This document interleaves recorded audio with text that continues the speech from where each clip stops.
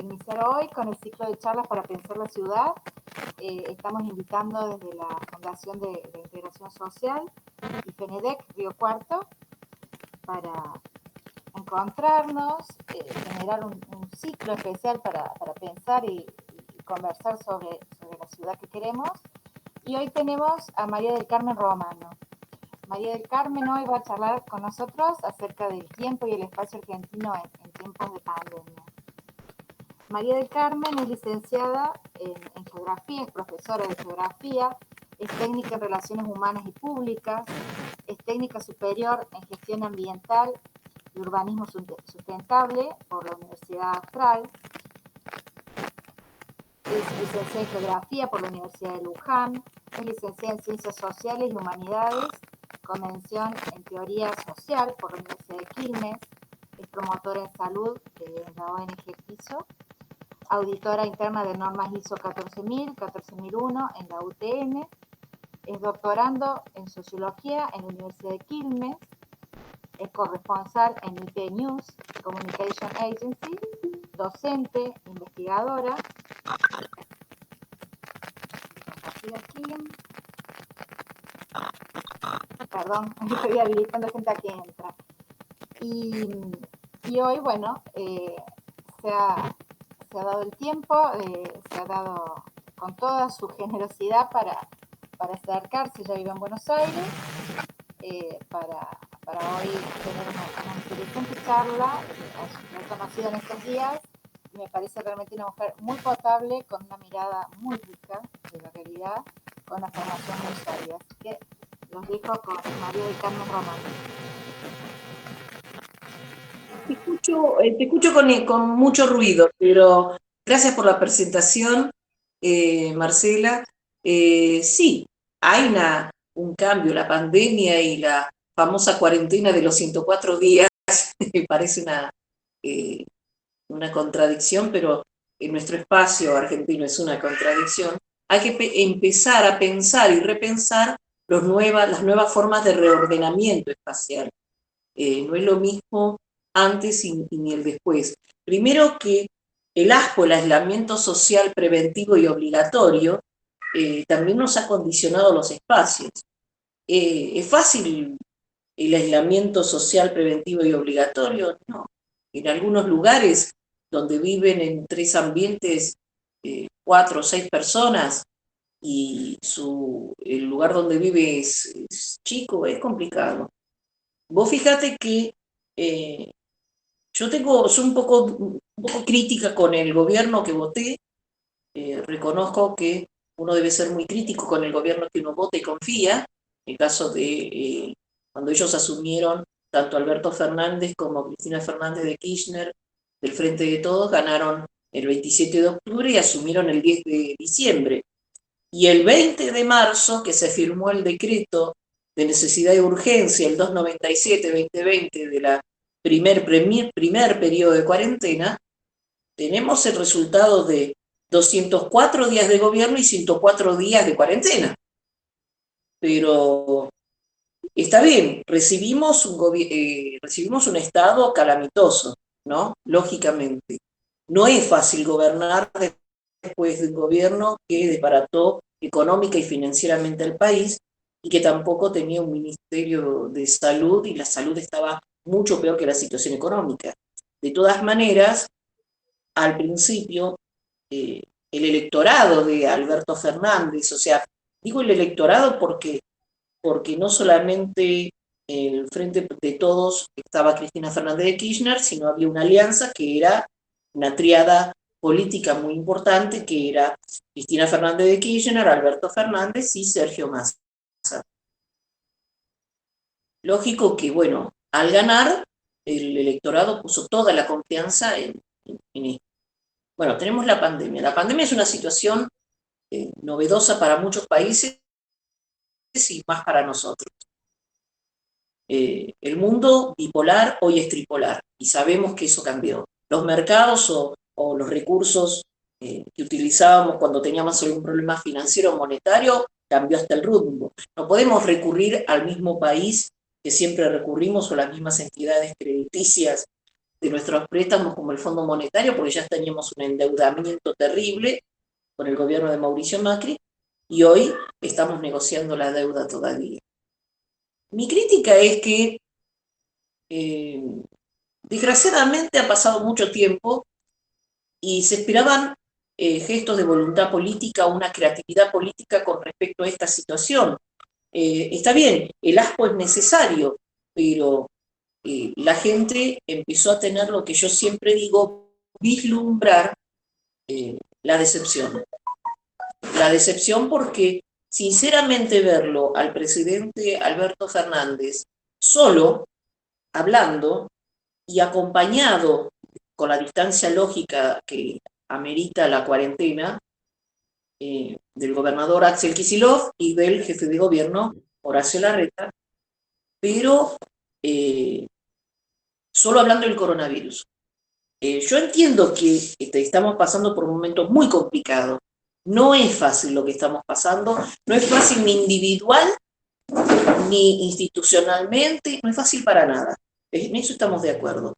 Pero cuando vos tomás un gobierno, lo tomás teniendo en cuenta lo bueno, lo malo, lo peor, lo mejor, y situaciones como en el caso de la pandemia, con una voluntad política de tratar de solucionarlo, rodearte de un equipo, y no se puede negar que el ministro de Salud, Inés García, es un hombre idóneo, lo mismo que el doctor Boyán, que está en provincia de Buenos Aires, pero a mí me gustaría verlos a ellos hablándonos de la pandemia, no que Alberto Fernández se haga cargo de una situación que sinceramente no le conviene a él políticamente ni como imagen. No entiendo cuál es la estrategia. Y a mí me preocupa eso, porque la estrategia está saliendo mal. Yo veo que su imagen se está deteriorando, la responsabilidad recae totalmente en él. Hay cosas con las que no, sinceramente, a pesar que le sigo teniendo fe en muchos aspectos, en otros entramos a dudar, y el electorado no es tonto. Hay una situación muy complicada, y vamos a hablar y sincerarnos. La ciudad autónoma de Buenos Aires es una ciudad que ya está desbordada hace mucho tiempo, desde su servicio, su espacio. Horacio Rodríguez Larreta es un jefe de gobierno que, criticado o no, podíamos hablar eso más tarde, cómo maneja el sistema estructurante de vivienda y hábitat, podemos charlarlo como un tema aparte, lo mismo que en provincia de Buenos Aires, cada uno de los municipios, pero aquí no, se ha focalizado tanto en la pandemia, que vos tenés desde un dolor de muelas hasta un ataque cardíaco, o sos un paciente que tiene cáncer y debe ser tratado, o tenías un tratamiento prolongado, no tenés asistencia médica. Y no estoy hablando de la gente carente de obra social, a la gente que tiene una carencia de salud y solamente recurre al sistema público. No, estoy hablando de todos, de todos. Que en realidad tendríamos que tener derecho a la salud todos, pero yo creo que se están equivocando no solamente en las formas, porque el vocero presidencial es el presidente, la forma, el intercambio de comunicación lo hace él, las personas que lo rodean no los veo abiertamente una participación real. Y me preocupa porque la gobernabilidad tiene que ver con el equipo de trabajo, con el equipo político que está a cargo y es responsable de todo un país. Y en un país tenemos una población, tenemos un territorio, tenemos una constitución, tenemos un sistema jurídico. Eso es lo que nos hace país, ¿no? Y hay cosas que se están dejando de lado. No veo el plan B, me preocupa muchísimo. Un proyecto post-pandemia o un plan post-pandemia, no, por lo menos a nosotros no nos anoticiaron de la situación. A pesar de que yo soy una militante activa, igual que muchas personas, y lo que nos ha convocado a esto es crear una ley, por ejemplo, de estímulos fiscales para lograr que dentro de los circuitos productivos no decaigan, porque también los espacios de los circuitos productivos están decayendo, hay un problema de inflación terrible. Por ejemplo, si yo te digo, si te pregunto a vos ahora, hoy, ¿cómo cerró la inflación del día de hoy, o por lo menos el último periodo? Vas a decir, no lo sé. Y no porque no quieras saberlo, es porque no se publica. O si te pregunto, por ejemplo, Marcela, ¿cómo cerró el dólar hoy? Y por ahí está la información, pero ya no te fijas. Nos han desviado la información y el ser monotemático y focalizarnos tanto genera un problema que podía hasta llamarse una patología, un tipo de patología psiquiátrica. Porque fíjate que la gente está nerviosa, no importa la clase social, la gente está nerviosa, expectante, desesperada en algunos aspectos, en otros muy preocupada, y es difícil para una persona no poder proyectar. Yo no puedo proyectar, porque al principio me dijeron 15 días, después me dijeron 15 días más, y ahora ya vamos a 104 días, y seguramente el 17 de julio, no sé cuándo termina, creo, el 17 creo que es, me dirán 15 días más. Si a mí me dicen, María del Carmen, esto es complicado. Ay, perdóname un momentito. Si se van a pelear delante de acá, fuera de acá, fuera de acá.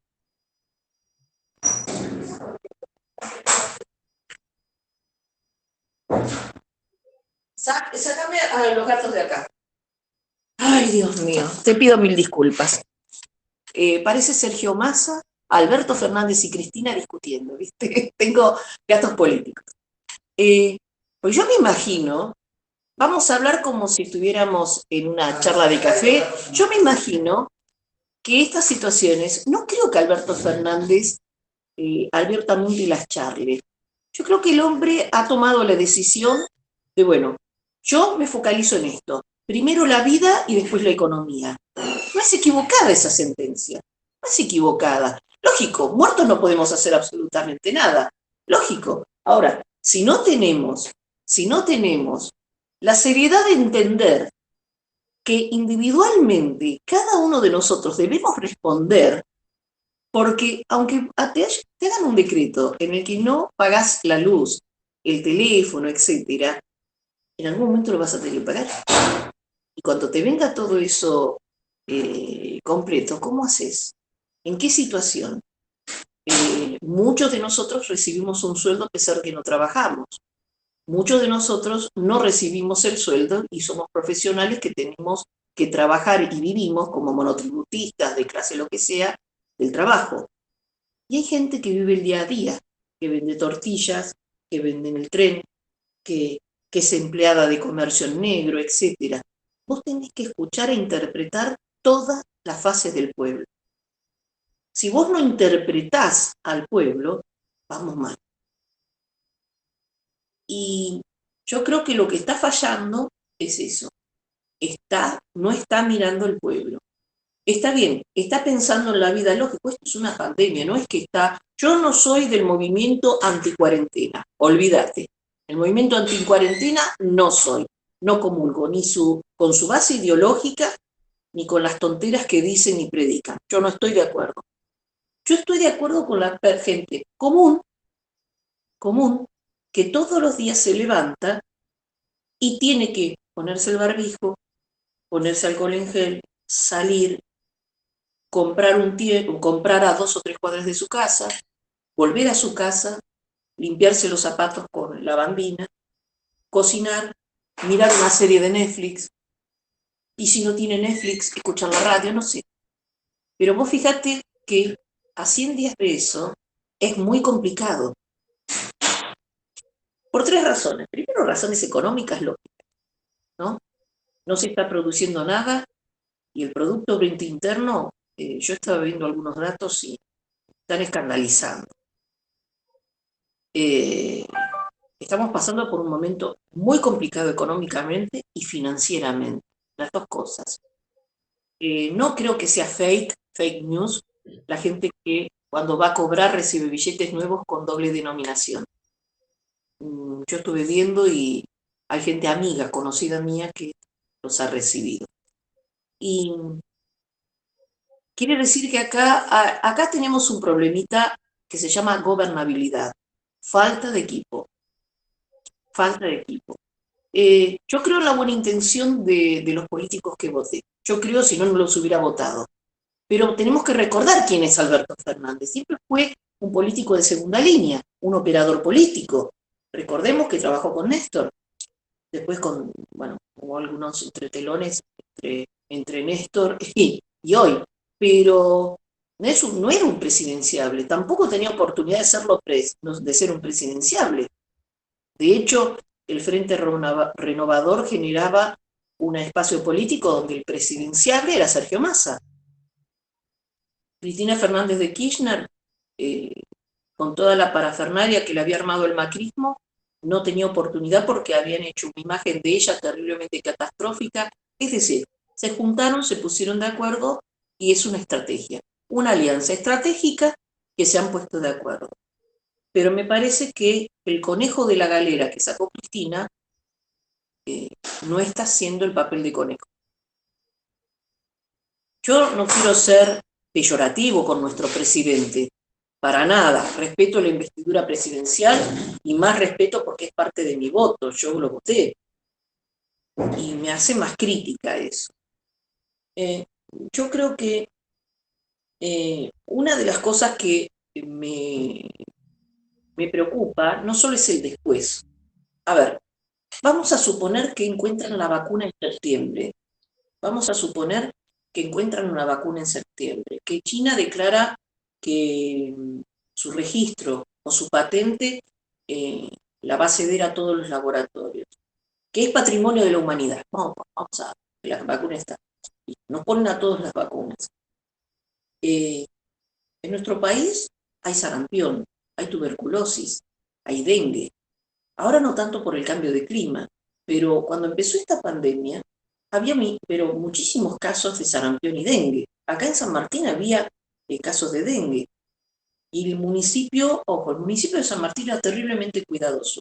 Fumigaba, limpiaba, se acercaba, había una campaña que funcionó muy bien, pero después teníamos dengue en Devoto. Yo estoy viviendo en Villa Lynch, la Devoto. Es decir, no había coordinación de cierto tipo de campañas. Y a mí me asustan estas cosas porque ¿cómo puede ser que en un municipio haya muchísimos casos de sarampión y en otro no? ¿Que no se vacunaron? ¿No había vacunas? Que hay una incoordinación política bastante terrible. Yo creo que la imagen, hay algo positivo, vamos a hablar de lo positivo. Alberto Fernández, Kicillof y Larreta muestran una imagen que están coordinados de alguna manera en esta situación. Sin embargo, los datos a Cava le daban muy mal, que la provincia de Buenos Aires lo veía muy desastroso, que ya la provincia de Buenos Aires estaba mejorando los números, pero la ciudad autónoma de Buenos Aires no los estaba mejorando. Y había municipios y en la ciudad autónoma también había barrios donde la gente a la cuarentena no le daba bolilla. Y a mí me llama la atención, porque cuando hacemos ordenamiento territorial, nosotros hacemos un estudio de los estándares mínimos de vivienda, del acceso al paisaje, de los suelos de expansión, no sé. Siempre hacemos un estudio del espacio teniendo en cuenta signos límites. ¿Por qué? Porque si en el ordenamiento territorial vos te limitas a un municipio, alrededor de la división municipal se resiente y todo ordenamiento que pueda hacer cae en el vacío, porque yo creo que no hay coordinación. No hay coordinación ni integración territorial, que eso es lo que no tenemos hace mucho tiempo. La provincia de Buenos Aires, cada municipio es un mundo distinto, y aunque sean del mismo partido político, porque algunos me van a decir, y lógico, algunos son del PRO, no. Vamos a sacar lo político. Los negocios inmobiliarios en la primera sección electoral los organiza 2 o 3 personas, compran las inmobiliarias y ordenan y desordenan el territorio a PH. No creo que la primera sección electoral sea una excepción. Parece que es una regla. La Argentina, los negocios inmobiliarios, teniendo tanto espacio en esta República Argentina, sigue siendo un negocio y va a seguir siendo un negocio. Sin embargo, hay una cantidad de gente sin vivienda. La pandemia, vamos a la cuarentena. En un barrio humilde, donde viven 7 personas en 2 habitaciones, donde tienen una estufita leña, ¿qué aislamiento social preventivo puede llegar a ser? Ninguno. Ninguno. Y, sin embargo, bajaron los casos infectados en las zonas más carenciadas, ¿no? Bueno, recordemos que el primer caso fue el 3 de marzo del 2020 y lo trajo la clase alta de los viajes. No, esto no le echemos la culpa a los negros como siempre, como digo yo, ¿no? Siempre hablando en confianza con algunos. Yo creo que tendríamos que reordenarnos, desaprender la vieja política, no la de Macri, ni la de Cristina, ni la, no, tenemos que empezar a desaprender. Me parece que estamos demasiado encorsetados en cierto tipo de estructuras y sistemas y no tenemos creatividad política. Yo veo, por ejemplo, que al presidente le faltan 3 cosas: creatividad política, voluntad política de cumplir a rajatabla sanciones específicas, como le pasó con lo de Vicentín,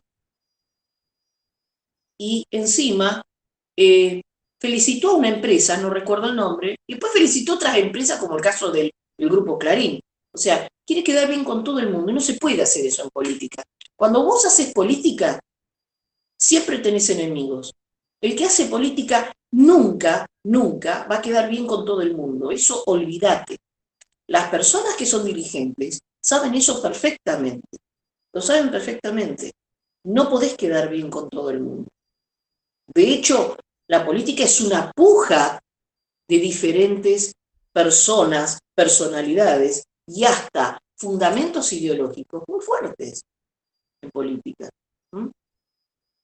Frente de Todos es un frente, y como todo frente está conformado por varios partidos, muchos partidos ancestrales, como el Partido Forja o el Partido Peronista, y tenés al Partido Radical también, creo. Entonces, ahí tenés una puja de cosas. Y quedar bien con todo el mundo no podés hacerlo. Tenés que tener una creatividad política muy importante, liderazgo, y tener una capacidad de gobernabilidad que yo sinceramente no la veo. No quiero cargar las tintas en Alberto Fernández, porque tampoco es justo, pero el vedetismo que tienen los políticos tienen que dejarlo a un lado, porque a veces hacerse el humilde es una forma de vedetismo, y eso no funciona. Funciona los 10 primeros días, los 15 primeros días te saca un jejeje, y a los 104 días ya la gente dice: vos me vas a dar de comer. Empieza a hablar con el televisor, porque ya estamos medio locos. Empieza a hablar con el televisor, dice: vos me vas a dar de comer. Los 10.000 pesos a mí no me sirvieron 2 días, porque es otra cosa. Acá hay un desbordamiento también de las ayudas sociales, que ya el gobierno de Macri, que fue el que dio más planes que el kirchnerismo autorizó. Esa carga económica es muy dura, es muy dura. Y la falta de educación para el trabajo, y se nos vino todo encima. Yo creo que a veces también hay que saber dar, hay que saber ayudar. No es lo mismo la caridad que la solidaridad, no es lo mismo. Es volver a dar clase de civismo, de moral. Yo creo que nuestro pueblo en este momento está pasando por un momento difícil, pero está mostrando su peor cara. Y el gobierno está siendo reflejo de algo que no nos gusta. Porque que nos mientan ya lo sabemos. Ya sabemos que ciertos datos que nos dan no son. No por desconfianza, porque dude de eso, sino que los datos son una fotografía en un momento. Mañana va a ser distinto, o peor, o mejor, o mejorará. Yo hace poquito estaba viendo la información que bajaban Infobae, Crónica, Clarín, leo varios medios. no por una cuestión de ver, veo los medios argentinos contra los medios como Sputnik, como de la BBC, como IPS News en California, veo de todos lados, y las nuevas, ¿cómo se dice?, agencias de noticias que tienen que ver con la patria grande. Entonces, para no obviar a nadie, más allá del dato, una de las cosas que me llama la atención son las sentencias y las creencias que hasta te diría que son psiquiátricas. He escuchado a gente muy inteligente hablar de teorías conspirativas, desde ovnis extraterrestres. Yo miro y digo, miro para un costado y yo digo, me está cargando, o me está haciendo una broma. No, está hablando en serio. Gente que dice que este virus es una mentira. Bueno, el movimiento anticuarentena dice que el virus es una mentira, que esto es una violación a la libertad individual de las personas. Eh, los que organizan cacerolazos o manejan las redes sociales ponen memes. Memes se les llama, lógicamente, una foto y un comentario gracioso, pero yo creo que hay que hacer, yo creo que esto amerita un estudio más que político, sociológico. Y creo que a los políticos así hay que incluirlos, porque los políticos creen que son una clase, porque decimos, la clase política. ¿Desde cuándo los políticos son una clase? ¿Qué clase social son los políticos? Que no se enteran que hay gente que hoy tiene frío y necesita una frazada y que desarrollo social no repartió frazadas. ¿Qué clase de social pertenecen los políticos que no entienden la necesidad de un celular para llamar en caso de violencia de género con esta situación de una pandemia y de estar encerrada una mujer con su agresor? Yo creo que lo que falta aquí no solamente es creatividad política, es la otredad, entender al otro. Esa es mi dura crítica. Hay cosas que se hicieron muy bien, no voy a negar, me pongo a criticar esto, pero uno critica, ¿sabes para qué? Para evitar daños mayores. Yo lo hablaba con Marcela, estuve viendo los datos que tenían de Córdoba. Me llamaba mucho la atención que Córdoba tuviera unos datos tan terribles con respecto a la cantidad o a la tasa de letalidad del coronavirus. ¿Sabes que no encontré la gráfica hoy? La busqué, yo la leí, hice una captura de pantalla, o sea que no lo soñé. Yo siempre hago captura de pantalla, lo envío a un colega y le digo, ¿viste esto? Sí, mira qué cosa rara lo de Córdoba. Que creo a Marcelo se lo comenté ayer o antes de ayer. Cuando me encuentro que no estaba. Infobae había retirado la gráfica por provincia. ¿Pero qué sentido tiene? Mira, yo creería que sí tiene sentido porque hoy Córdoba, por ejemplo, habilitó los restaurantes y bares. Ha empezado a flexibilizar cosas que hasta debe haber una presión social en la ciudad capital. Los cordobeses somos bastante revolucionarios, es algo que nos caracteriza, ¿no? Después eso se expande el resto de nuestra nación.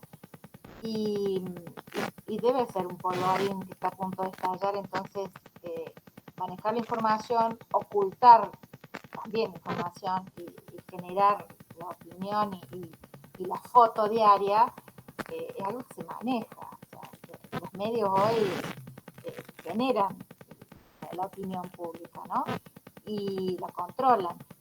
Y empezar a ablandar y abrir y posibilitar en Córdoba Capital crear cierto tipo de trabajos y poder ir a trabajar no se condice con ese tipo de información en los medios. ¿No? Para mí es inocencia. Exacto, es lo que vos decís. Una cosa es prevenir. Si vos me prevenís y me decís, mirá María, va a pasar esto, esto y esto. Mi consejo y mi sugerencia es que te cuides de esta manera, haciendo esto y evitando esto. Perfecto. Tenés la libertad de seguirlo o no. Ahora, en el caso de una pandemia, no. Hay cosas que realmente tienen que ser coercitivas. ¿Por qué? Porque la gente, como se olvida, y nos pasa a todos, nos encontramos con alguien y con barbijo sin querer, vamos al beso o al abrazo. Entonces ahí te acordás. Ahora tenemos que cambiar espacios, costumbres, modalidades, formas de comunicación. Y la parte educativa. La parte educativa fue la más crucial, que nos dimos cuenta que el 50% de los docentes no sabía manejar Internet. No, que te diga que los chicos no saben, lo dudo mucho porque la mayoría de los chicos o tienen juegos o un video o van a un video ciber o a un ciber como hacían antes, hoy no lo hay, pero o no tienen wifi, lo tenían que sacar de otro lugar, etcétera. Pero que un docente que teóricamente desde el 2006, porque fue del 2003, 2006 en adelante, recibimos, soy docente y lo recibí, la capacitación para trabajar plataformas por educar, cuando se entregaban las máquinas, no éramos 2 o 3, éramos muchos docentes. De golpe hoy los docentes, me encuentro con docentes de mi hija o de mi hijo que hacen fotografía de lo que escriben a mano para que hagan los chicos. O sea, no saben manejar Word. No saben manejar Word. Y no lo recibimos en un WhatsApp, sino en un correo electrónico de yahoo.com.ar. Ni Gmail, ni... No. Entonces, acá nos mintieron muchas personas. Acá a veces pasa que terminamos descubriendo las mentiras desde mucho tiempo.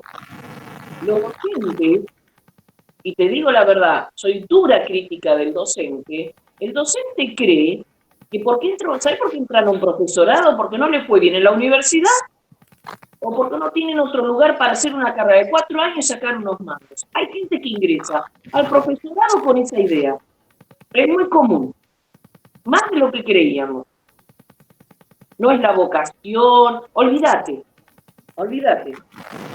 Y te encontrás con que muchos docentes, ¿viste?, no saben manejar el instrumento. Es como no saber escribir en el pizarrón con tiza. No utilizar las plataformas educativas, que vos la podés ver en el Ministerio de Educación, están los instructivos, los tutoriales. Si vos vas a educar.com.ar o gobar, vas a encontrarte con tutoriales, en YouTube los encontrás, en la plataforma, pero tenés todo. No puede negarse que no existe ese instrumento. Y no existe hace un año, existe desde el 2006 en adelante. Entonces, ¿cómo puede ser que un docente hoy, de 40 años, no es que se recibió hace poquito, que pasó por esa capacitación, que tuvo el título del INEC o del INEC, que en ese tiempo, ese es un aspecto. Vamos al aspecto de los médicos. Los médicos argentinos son de primera, son excelentes profesionales. Hay muchísimos sanitaristas, epidemiólogos reconocidos mundialmente. ¿Cuánto ganan? Ganan menos que un docente y menos que un policía.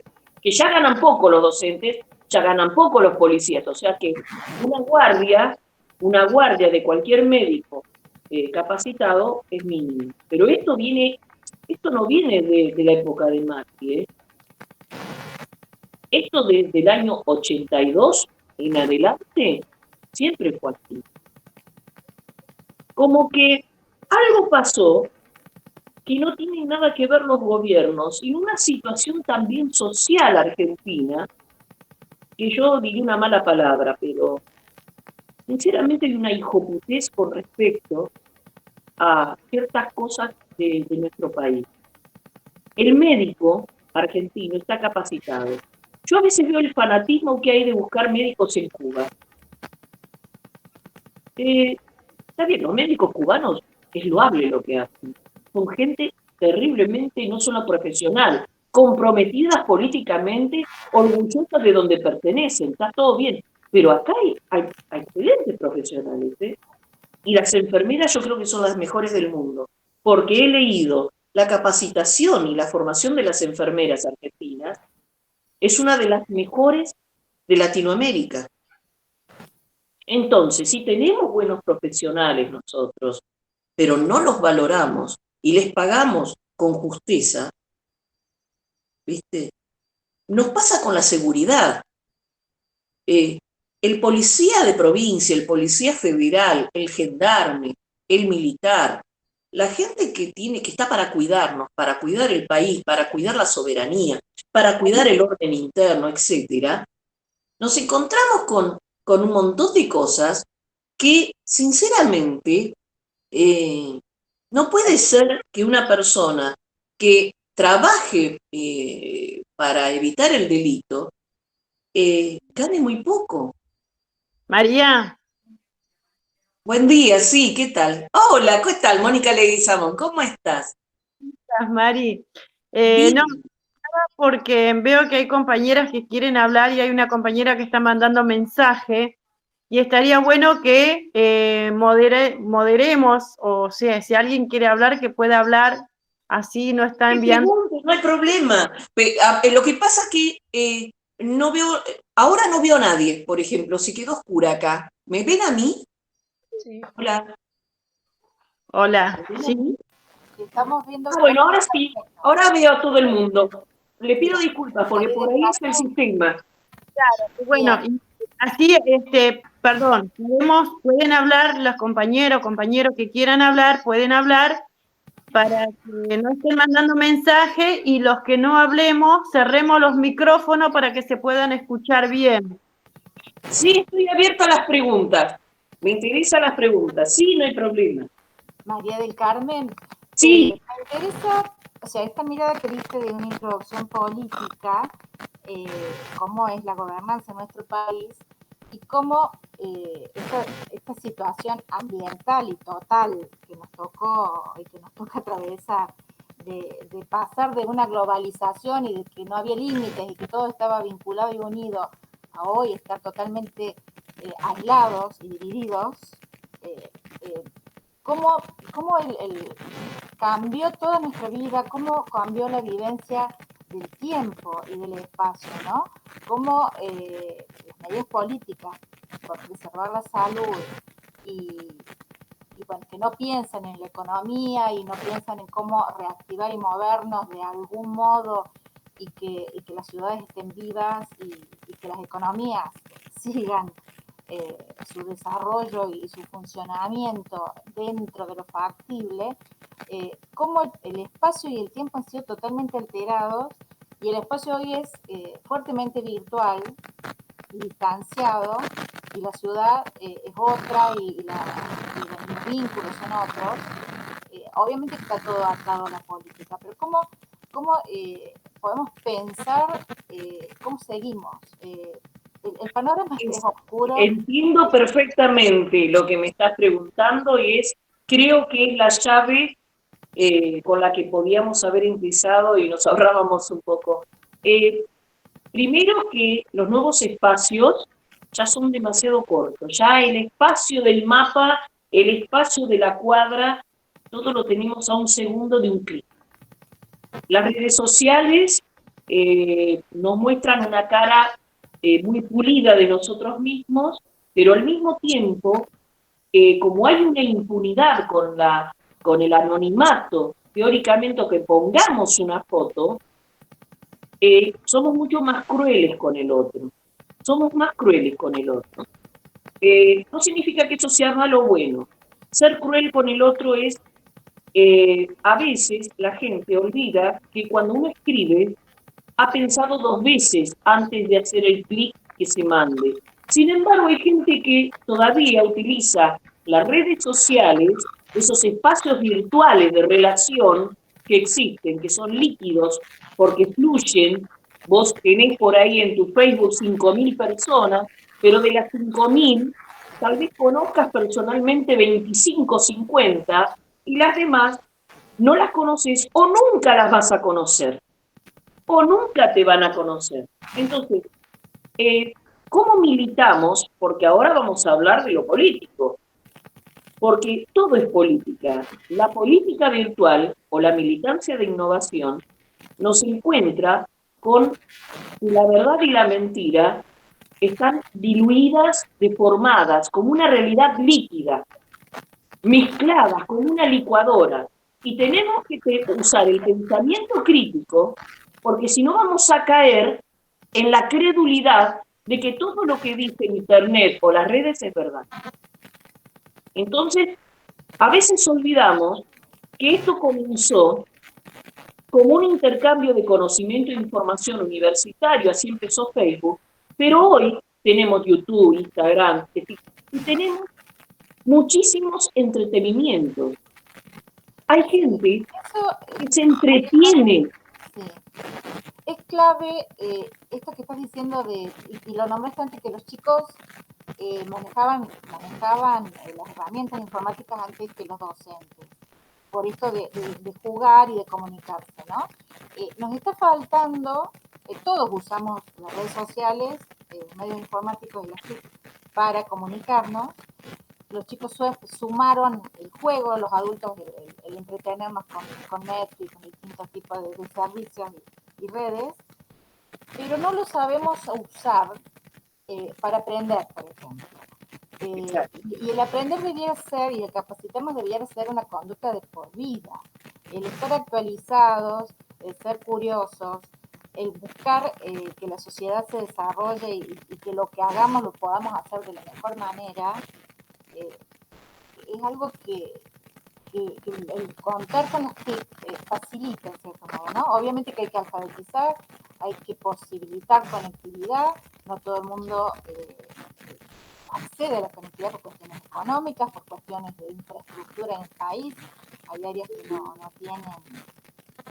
no tienen ese tipo de servicios, y entonces esta cosa crítica de que sabemos que es una gran herramienta que debiera estar ya internalizada, no está tan internalizada, porque no la hemos usado nunca para aprender, ni siquiera los docentes. Gran parte de los docentes lo han usado a nivel comunicacional, las instituciones, hasta las universidades usaban los medios, y hablemos de los medios de comunicación hoy, y hablemos de la conectividad como otra forma de espacio. Hoy la virtualidad es otra forma de vivencia espacial. Eso estuvimos charlando también ayer con vos, ¿no? El espacio y el tiempo como con lo virtual funciona totalmente distinto, porque no hay límites. Exactamente. Aparte tenemos que elaborar nuevos diagnósticos, diseñar nuevas líneas de acción.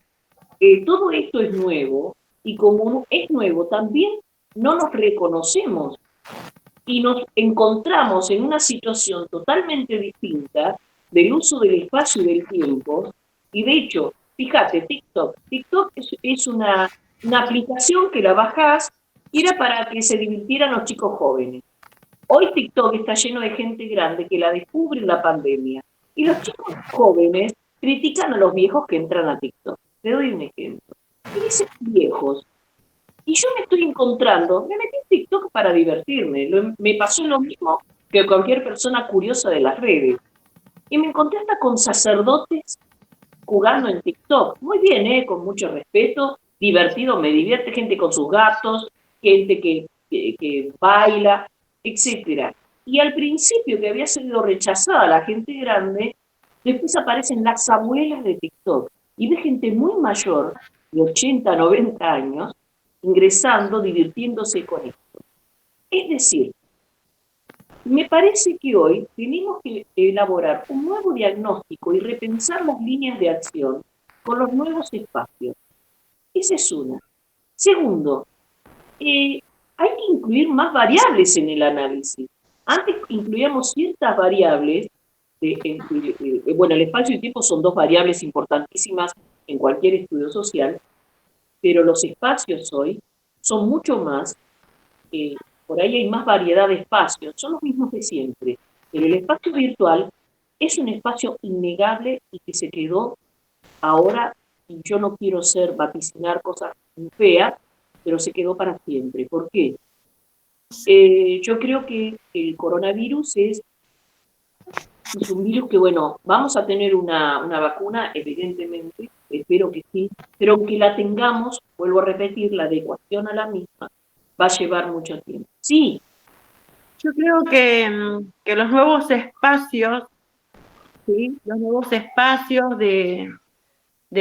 son dinámicos nuevos espacios que la gente encuentra hoy para salir un poquito de tanto encierro, de tanta pandemia, de tanta coronavirus, de tanta política, de tanto estar, porque la gente perdió un montón de raíces en todos estos años del no estar, que hoy, al estar encerrado, se encuentra descubriéndose y redescubriendo lugares como la tecnología y las variantes dentro de la tecnología. Lo que vos decís es acertado, porque muchísima gente en estas redes sociales han llegado a ser influencers, haters, o por ejemplo los tiktokeros.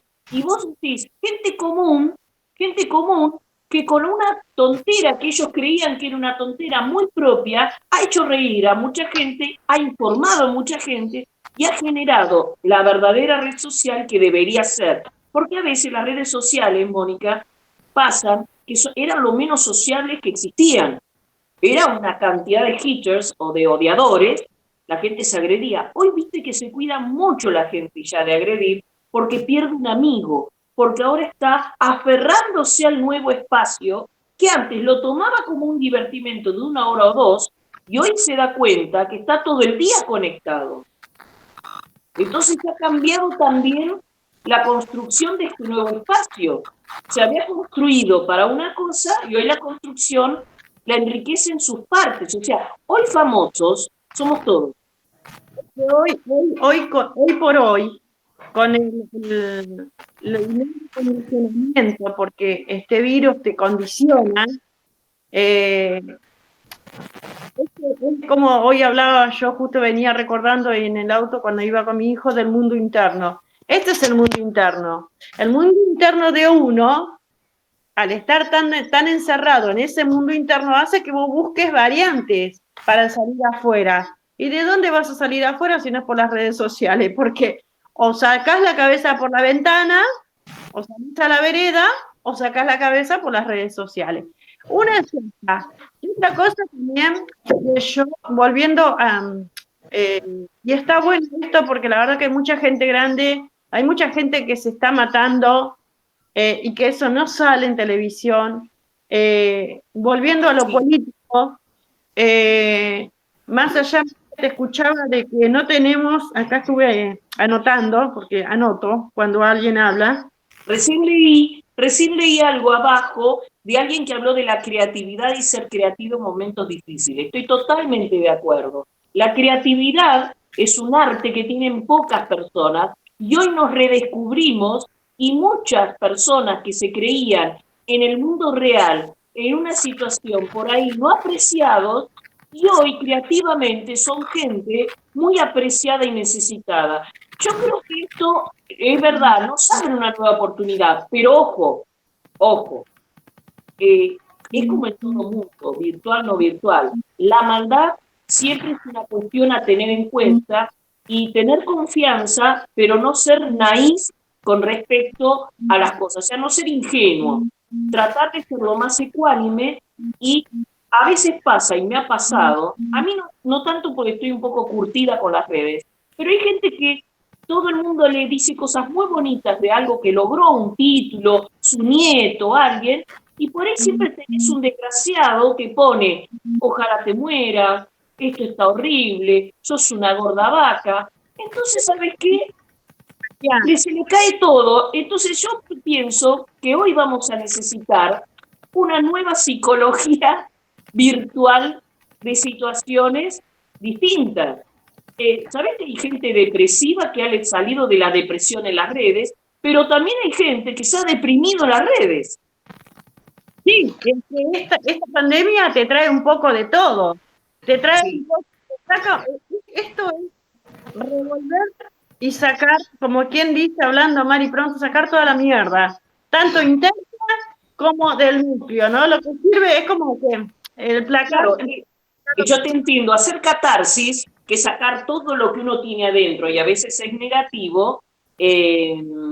Acá dice Juli Puñano dice humanizar. Perfecto, no sé quién es Juli, pero le agradezco mucho el comentario porque me está dando pie a un montón de cosas que compartimos, porque una de las cosas es que yo estoy hablando con vos, Mónica, pero hay alguien que escribe algo que me interesa. Fíjate la riqueza que hay de la gente que utiliza las redes para educar. Yo creo que la palabra es docencia.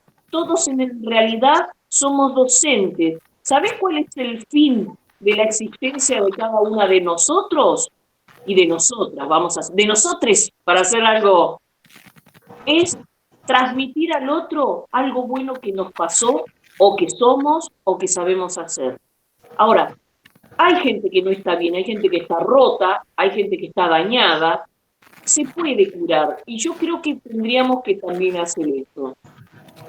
Acá me dice Ivonne Tesio me aclara sobre las ciudades post-pandemia. Excelente, porque lo que vos decís, Mónica, y lo que Ivonne acota, las ciudades post-pandemia necesitan, primero, la declaración de emergencia sanitaria y la calamidad pública abre la posibilidad e implica la obligación de parte de las autoridades de revisar los planes de ordenamiento territorial.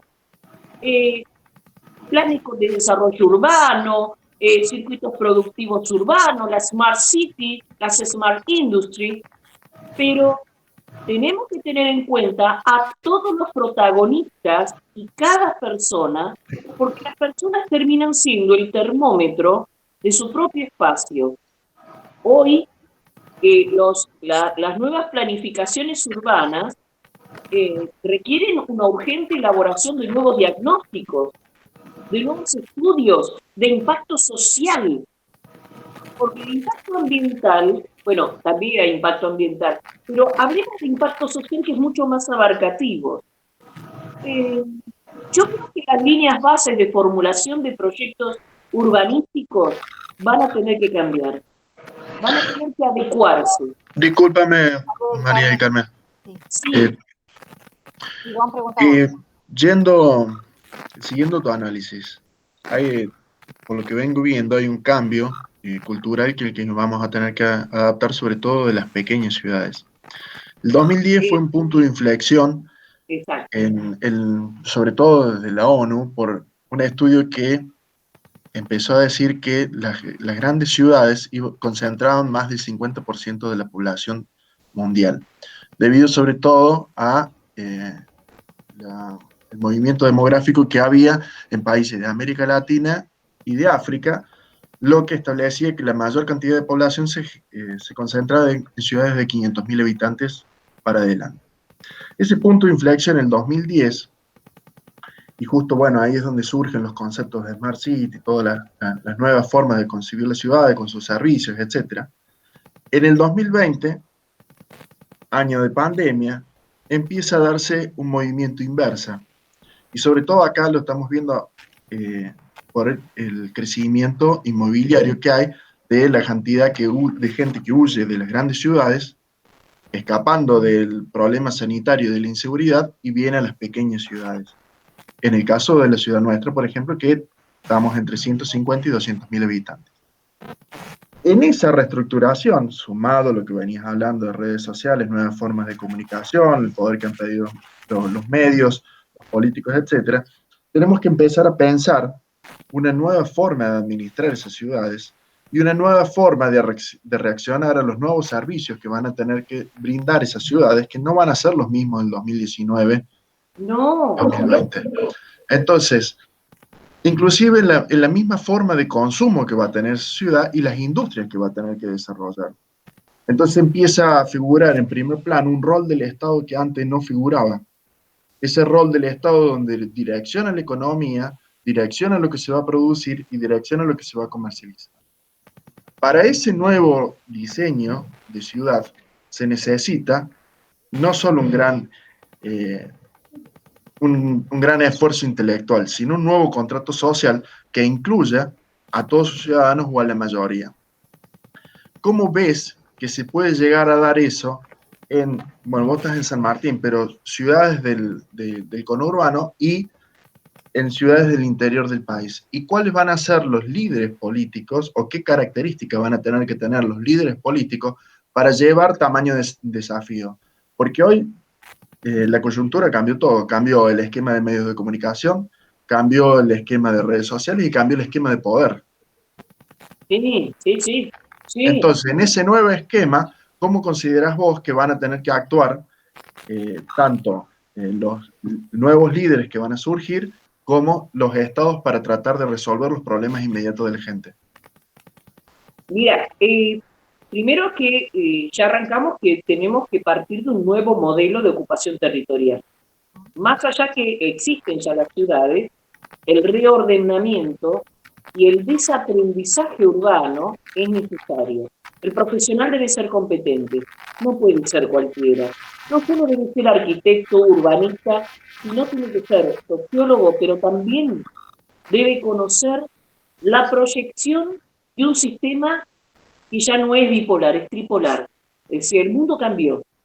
Esta pandemia es una bisagra